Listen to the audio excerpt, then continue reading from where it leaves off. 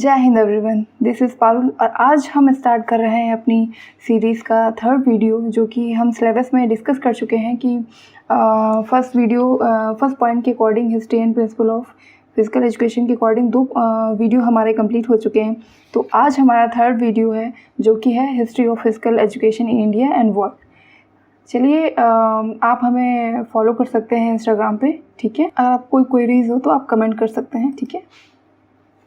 तो आते हैं टुडेज पॉइंट में। तो आज हम किस टॉपिक पे डिस्कस करने वाले हैं? History of India and physical education. इसमें आते हैं टोटल 9 पॉइंट्स, जिनको हम देख लेते हैं। इंडस वैली सिविलाइजेशन, वैदिक period, epic period, historical period, Gupta period, Rajput, Muslim, British period and pre independence India, ठीक है। अब history of world in physical education को देखते हैं। पहला पॉइंट है जिसमें हिस्ट्री ऑफ ग्रीस, जिसमें 4 पॉइंट्स हैं। Homeric Sparta period, early Athens, later Athens period, ठीक है। तो अब आते हैं सेकेंड पे, हिस्ट्री ऑफ रोम भी देखेंगे, जिसमें 2 पॉइंट दिए हुए हैं, अर्ली और लेटर रोम पीरियड। और थर्ड पॉइंट है history of Germany and history of Sweden. चलिए 1 बाय 1 देखते हैं। Period of Indus valley civilisation, Sindhu घाटी की सभ्यता का काल, जो कि 3250 BC से 2500 BC तक, ठीक है। तो इसमें क्या था कि हमें कोई साक्ष्य तो मिले नहीं, हम किसके आधार पे जाने की हमें वहाँ पे किस तरह की शारीरिक शिक्षाएं या क्रियाएं होती थी। तो हड़प्पा और मोहनजोदड़ो से जो प्राप्त युद्ध शस्त्र हमको मिले हैं या औजार और उपकरण मिले हैं, मोहर और उन मूर्तियों के अध्ययन से अनुमान लगाया जा सकता है कि इस काल के दौरान शारीरिक शिक्षा अभ्यास रोज़मर्रा के खेलों, क्रीड़ाओं और मनोरंजन से किया जाता था। यानी कि वहाँ का डेली रूटीन था कि हमें शारीरिक क्रियाएं करनी हैं, अभ्यास करने हैं, और जो कि मनोरंजन बहुत ही इंटरेस्ट लेके किया जाता था, फिज़िकल एक्टिविटीज़, ठीक है। नेशनल म्यूज़ियम दिल्ली में रखी मोहनजोदड़ो से मिली कांस्य की मूर्ति, जो नृत्य करती हुई मूर्ति है, उससे हमें पता चलता है कि वहाँ पे डांस का भी कल्चर था। डांस भी बहुत ज़्यादा उस टाइम पे पॉपुलर था। वहाँ पे हमें स्विमिंग पूल मिला है, जो कि 18 मीटर इंटू 2.5 मीटर मिला है, प्लस उसमें हमाम भी मिला है। स्विमिंग पूल के चारों तरफ कुछ कमरे से बने हुए थे, जिसमें ऑयल मसाज हुआ करती थी, और 2-4 कमरे हुए थे जिसमें ठंडा और गर्म पानी के फव्वारे भी लगे हुए थे। वहाँ पे लोग नहाने के बाद मसाज भी ले सकते थे, जैसे वो प्रीफर कर सकते थे। संगमरमर पासे और खेलों में प्रयुक्त होते थे। संगमरमर के जो पासे हैं वो खेलों में प्रयुक्त होते थे। पासों का खेल बहुत ही लोकप्रिय था। पासे का खेल बहुत ही लोकप्रिय था। कैसे पता चला? वहाँ पे आधा खेला हुआ, जब हमने अध्ययन किया वहाँ पे जाके, तो आधा खेला हुआ बोर्ड पे पासों का एक हमको गेम मिला, ठीक है, जो कि घनाकार एवं नलाकार दोनों प्रकार के पासों के नमूने पाए गए वहाँ पे, जिससे हमें पता चला कि वहाँ पे पासे का खेल भी बहुत ही ज़्यादा लोकप्रिय था। इस सभ्यता में पशु की लड़ाई भी कराई जाती थी, यानी कि 2 पशु, जैसे कि बैल हो गया, भैंस हो गया, दोनों आपस में उनकी दोनों की लड़ाई करवाई जाती थी, जो कि एक मनोरंजन का साधन था। मुक्केबाजी का भी प्रचलन था, जैसा कि पाई गई वहाँ की मोहरों से पता चल जाता। वहाँ की मोहरें जो थी, जब हम किसी स्टैम्प लगाते हैं ना, तो उस पर मुक्केबाज का सिंबल भी था, ठीक है। आगे देखते हैं वैदिक पीरियड। वैदिक काल जो है हमारा 1500 से 1000 BC इसका टाइम है, और इस काल में आर्य सभ्यता का वर्णन मिलता है, जो मध्य एशिया से आकर भारत के गंगा और सिंधु के मैदानों में बस गए थे। किसान का जीवन व्यतीत करते थे तथा भेड़ बकरियां पाला करते थे, यानी किसानी करते थे और भेड़ बकरियों को भी पालते थे, उनसे भी अपना जीवन यापन करते थे, ठीक है। तो इस काल में शाही शिक्षा में क्या क्या खेला जाता था? उस टाइम पे तीरंदाजी थी, और तैराकी करते थे, कंदूक की क्रीड़ा करते थे, निशानेबाजी लगाते थे, घुड़सवारी करते थे, रथ दौड़, भाला फेंक, मुक्केबाजी, शिकार करना, हाथी की सवारी करना, इन सब का उपयोग करते थे, और बहुत ही मनोरंजन से किया जाता था।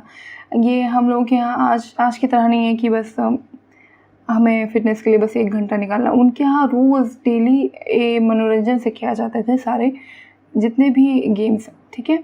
और इस काल में योग की उत्पत्ति हुई, ठीक है। और प्राणायाम को धार्मिक क्रियाओं में अपनाया जाता था।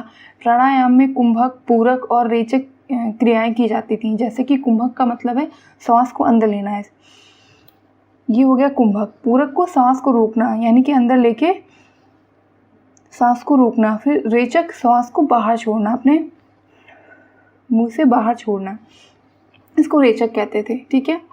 तो अब आते हैं एपिक यानी महाकाव्य काल में, जो 1000 से 600 BC पूर्व इसका टाइमिंग है। तो इस काल में ही जो गुरु द्रोणाचार्य की रेख देख में पांडवों और कौरवों को शस्त्र विद्या एवं युद्ध कला की शिक्षा प्रदान की जाती थी। भीम उस टाइम का सबसे शक्तिशाली कुश्ती के खिलाड़ी थे, ठीक है। तीरंदाजी में और निशाने में अर्जुन सर्वश्रेष्ठ योद्धा थे, जैसा कि आप सब जानते हैं। इसमें महाभारत में इसका वर्णन भी है, ठीक है। अब देखते हैं हिस्टोरिक महाजनपद काल 6 BC, ठीक है, यानी कि 6वीं शताब्दी मान लेते हैं बिफोर क्राइस्ट। तो इसमें क्या होता था, मल्ल युद्ध होता था, धावन, कूद, रथ दौड़ आदि खेल की गतिविधियां इस काल में प्रचलित थीं। यूनानी राजदूत जो मैग्नीज ने अपनी पुस्तक इंडिका में चंद्रगुप्त मौर्य के राज्यकाल के दौरान का शारीरिक शिक्षा तथा शस्त्र प्रशिक्षण का सुंदर उल्लेख किया है। सम्राट अशोक का सैन्य बल अत्यंत प्रबल और तत्पर था। इससे हमें यह पता चलता है कि इस काल में शारीरिक शिक्षा जो युद्ध शिक्षा है तथा अभ्यास अत्यंत व्यापक और प्रचंड थे, यानी कि अपने हाई लेवल पे थे।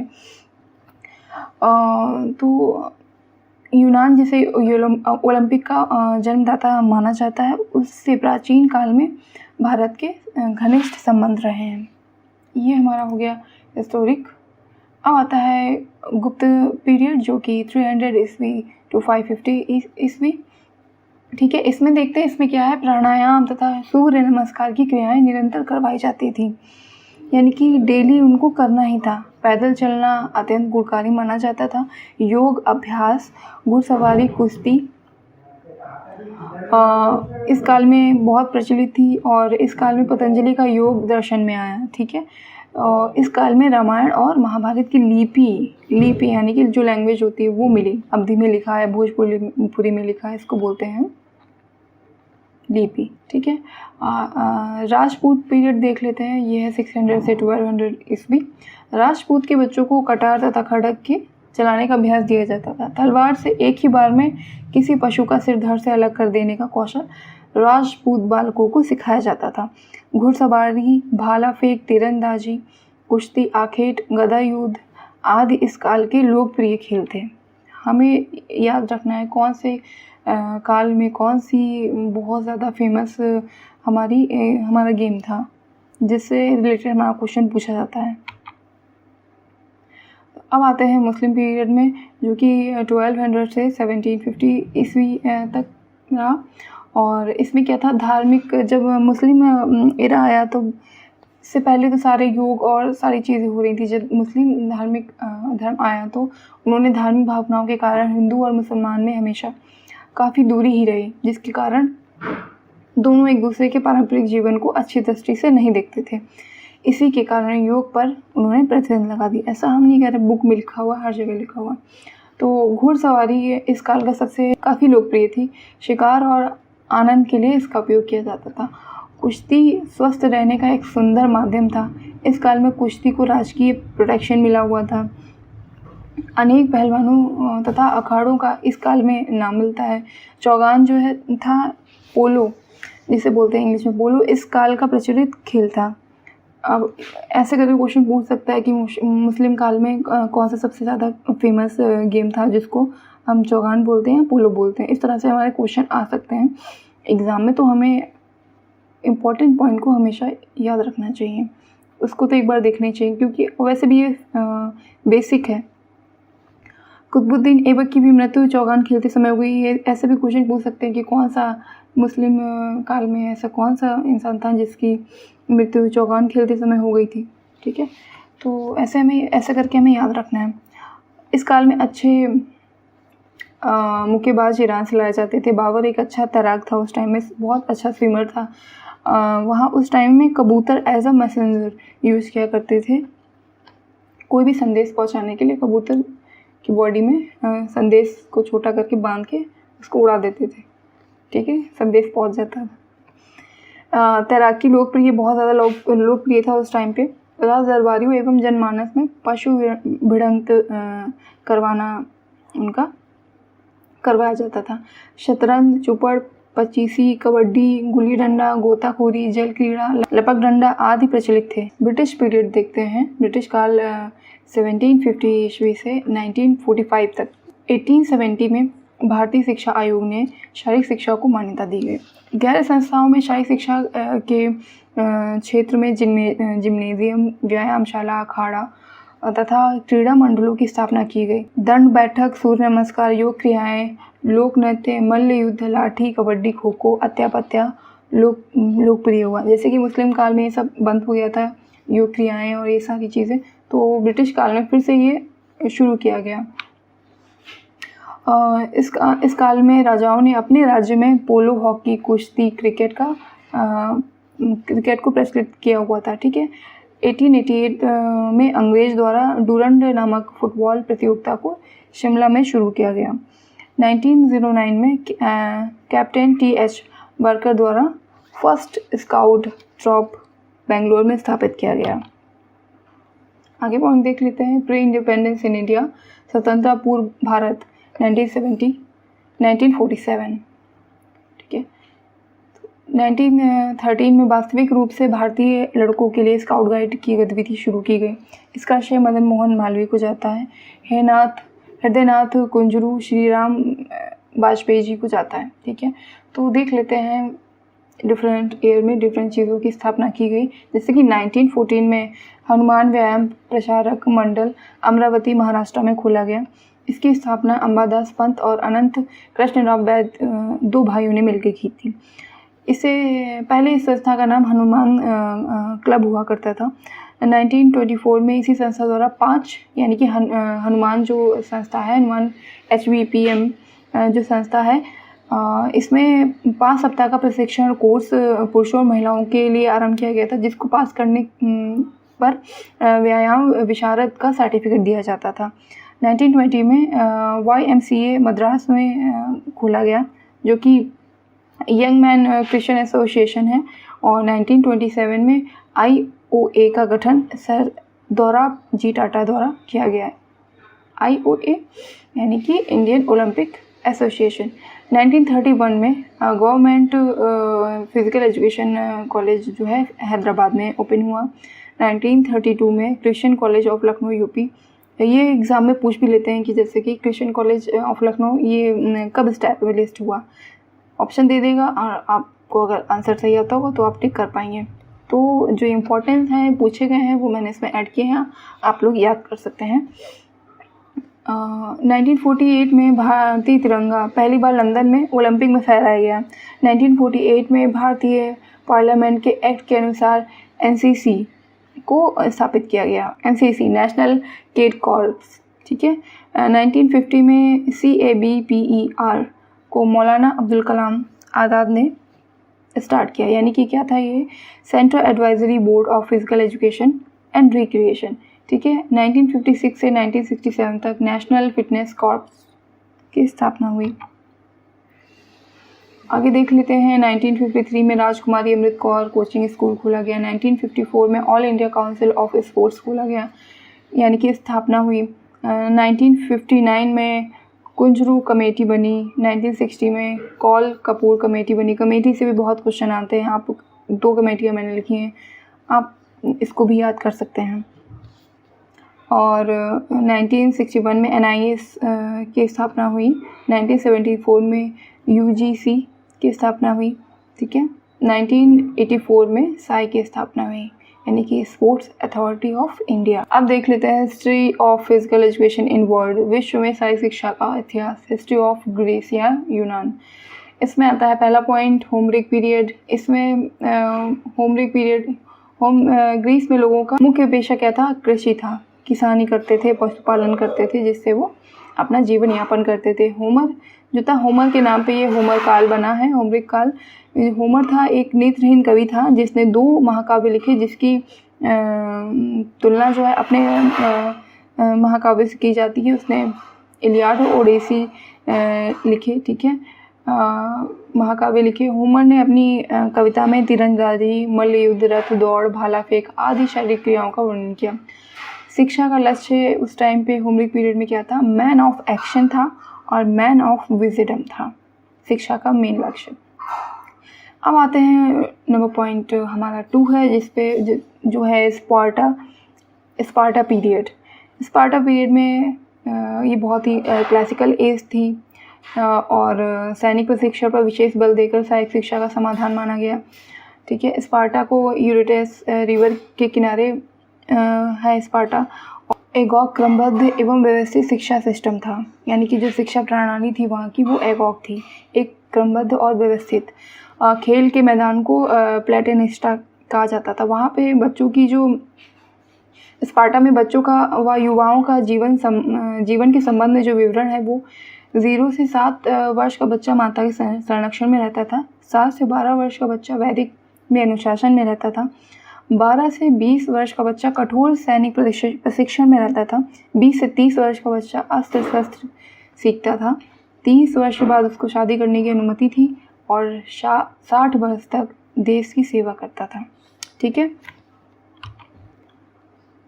जिम्नास्टिक जो है, जिम्नास्टिक युक्त नृत्य को विवासिस कहते थे, धार्मिक नृत्य को हारिमस और कैस्टस कहते थे। शिशु के जन्म के समय राज्य के अधिकारी सब उसके स्वास्थ्य की जांच करते थे। यदि शिशु को स्वस्थ पाते तो उसके जीवन को जीने का अधिकार दिया करते।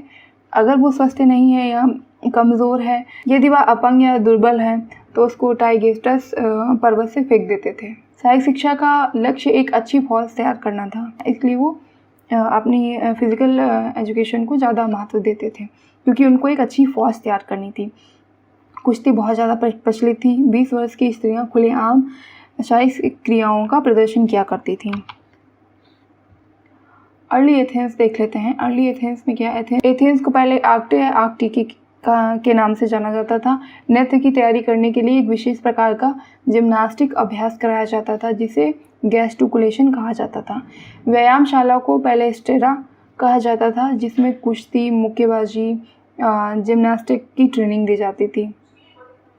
पहले इस तरह के शारीरिक शिक्षक को पेडो ट्राइब कहा जाता था। संगीत के विद्यालय को डीडा स्केलियम कहा जाता था।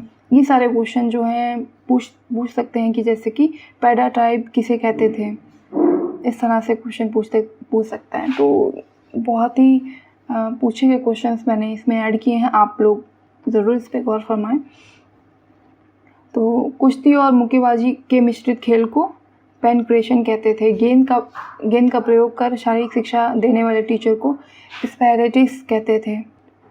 भाले के शारीरिक शिक्षक को एक्नोटिस्ट कहते थे। आर्चरी यानी धनुष बाण सिखाने वाले शिक्षक को टोक्स्टोस कहते थे। अस्त्र शस्त्र सिखाने वाले को होब्लोमैचोस कहते थे। एथेंस में गरीब लोगों के व्यायाम करने के स्थान को लासो सार्गस कहते थे। इस काल में राष्ट्रीय खेल समारोह का उद्घाटन किया जाता था, इसके जिसको हम बोलते थे Panhellenic, related to Greek people. Panhellenic में 4 समारोह हुआ करते थे, जैसे कि ओलंपिक, पाइथन, इस्थीमियन, नीमियन, ठीक है। पाइथन गेम्स में क्या होता था, रथ दौड़ होती थी। इस्थीमियन गेम में नौकायान, संगीत व खेल क्रीड़ाएँ हुआ करती थी। नीमियन गेम में ट्रैक इवेंट्स यानी कि 100 मीटर रेस, 400 मीटर रेस, इस तरह के ट्रैक इवेंट्स हुआ करते थे, ठीक है। लेटर एथेंस पीरियड देख लेते हैं। इस काल को स्वर्ण युग कहा जाता था। औषधि, व्यायाम, मेडिकल एक्सरसाइज पर अधिक बल दिया जाता था। इस काल में सोक्रेट, प्लेटो, एरिस्टोटल, एरिस्टोफेंस, ज़ेनॉन जैसे दार्शनिक भी हुए, ठीक है। आगे देख लेते हैं हिस्ट्री ऑफ रोम। इसमें 2 पार्ट में डिवाइड है, अर्ली रोम period, letter Rome period. Early रोम पीरियड में इसमें घर पर ही जो पिता द्वारा शारीरिक शिक्षा दी जाती थी बच्चों को घर पे ही। उद्देश्य उनका ये था कि रोम वासियों को कुशल वीर बल सैनिक बनाना, ठीक है। और सैनिक प्रशिक्षण जो था कैंपस मैटस जो सूर्य देवता के नाम यानी मार्स पर रखा गया था। 2 to 24 ईस्वी पूर्व ब्रूटल ग्लैडिएटर कॉम्बैट्स की शुरुआत हुई। और देखते हैं letter Rome period. Helens game काफ़ी प्रसिद्ध था। इसमें व्यायाम और स्वस्थता का प्रदर्शन किया जाता था। गैलन जो थे वो अभ्यास तथा आहार का स्वास्थ्य पर क्या प्रभाव पड़ता है इसके बारे में बताते थे। उन्होंने न्यूट्रिनिस्ट और स्पोर्ट्स मेडिसिन के बारे में विशेष ध्यान दिया। इसमें मड बाथ होती थी। थर्मे और बेलेने ये 2 बाथरूम हुआ करते थे, जिसमें जो थर्मे है वो शाही लोगों के लिए हुआ करता था और जो बेलेने है वो आम नागरिक, आम जनता जिसमें हर कोई जा सकता है, वो हुआ करता था। ठीक है। चैरियट रेसेस काफ़ी प्रसिद्ध थी, यानी कि रथ दौड़ बहुत ही फेमस थी उस टाइम पे। ग्लैडिएटर कॉम्बैट 10 गुनागारों आदि को प्रतिभाग कराया जाता था। इसमें मनुष्य और पशु भी दोनों भी प्रतिभाग कर सकते थे और इसमें प्रतियोगिता तब तक चलती रहती थी जब तक प्रतिद्वंदी अपना अंगूठा उठाकर उसे दया से विनती ना कर ले कि मुझे छोड़ दो, तुम जीत गए। तो तब तक यह प्रतियोगिता चलती रहती थी। ठीक है। तो शारीरिक शिक्षा जो केवल सैनिकों और इस काल में फिर यहाँ तक तो था, फिर इस काल में शारीरिक शिक्षा केवल सैनिक और व्यापारी तक ही सीमित रह गई। ठीक है। अब आते हैं हिस्ट्री ऑफ जर्मनी। जर्मन में जॉन बर्नहार्ड बेस्टो जर्मनी में आधुनिक शारीरिक शिक्षा का पितामह कहा जाता है। गर्ट्स मस्ट को जर्मनी का जिम्नास्टिक का पितामह कहा जाता है। ये क्वेश्चन पूछ सकता है। और इन्होंने बुक्स लिखी हैं, जिम्नास्टिक फॉर द यंग और गेम्स, ये 2 इन्होंने बुक्स लिखी हुई हैं, गर्ट्स और मर्ट्स ने। ठीक है। हिस्ट्री ऑफ स्वीडन देख लेते हैं। ये पर हेनरिक लिंक के द्वारा 3 भागों में डिवाइड था। एजुकेशनल जिम्नास्टिक, मिलिट्री जिम्नास्टिक और मेडिकल जिम्नास्टिक। तो ठीक है, आज का सेशन हमारा यहीं ख़त्म हुआ। जिसने हमारा प्रीवियस सेशन नहीं देखा है वो जाके देख ले। और ये सीरीज चल रही है हमारी LT ग्रेड एग्ज़ाम की, और आप सब हमको फॉलो कर सकते हैं Parul Singh Yadav physical education Instagram पे। ठीक है। तो नेक्स्ट वीडियो में मिलते हैं। जय हिंद, स्टे कनेक्टेड।